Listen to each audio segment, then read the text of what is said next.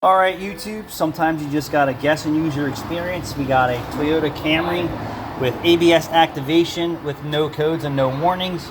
This is from scale buildup, usually the ABS sensor to knuckle. So let me show you. And what happens is the corrosion builds up between the ABS sensor and the knuckle down here. So I've already been working this, but it's not finished yet. So if you take this off, you'll feel the scaling, or yours can be deteriorated away. But typically it's rust buildup in here, and then you can see like I have this chipped down to the knuckle very well, and then up here still has some high spots on it. And then what I'm doing is just taking a chisel and chipping it away. I don't know if I can get you any video, but let's see. Let's see if I can get you some video. I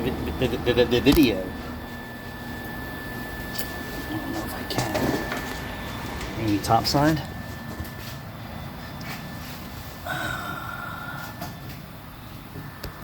Maybe. Let's see. Well, Caleb, don't you have a warranty on that still? So I'm gonna try and be like a dentist. The scaling's all around the hole. So I don't know if I can get you any footage here. Let's see. Ah, maybe. So you're gonna take your chisel and then you're gonna chip away at the scaling.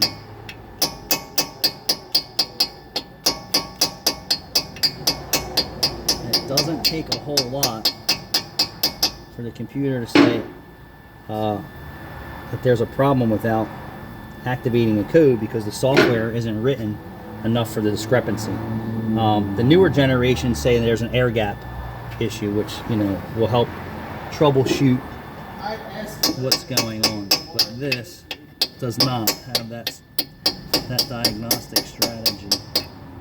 And then once it's all knocked down, you can feel it with your finger.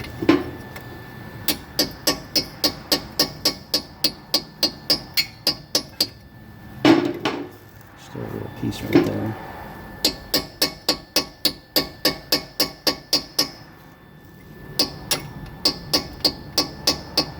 So when the customer said that his brakes were pulsating or shaking, and I went for a road test and confirmed that it was a mechanical problem with the rotors being warped.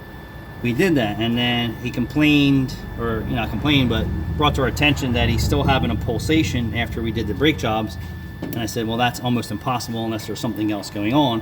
Then when he showed up and described the concern, he's like, and the brake pedal vibrated under his feet with no warning lights. I said, okay, that's not a brake pedal pulsation, although it is, but it's not. But the customer giving me the right feedback helps me diagnose the vehicle a lot better.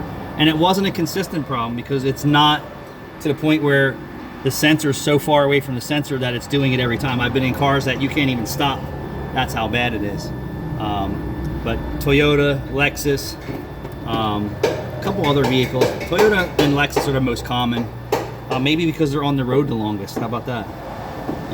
Yeah, this is usually the resolution, and then you want to blow any dirt and dust out that's in there. You can stick toilet paper in there or something to keep the dust from going down, but I really wasn't too worried about that. And if you're fortunate enough to have a die grinder and a cookie pad,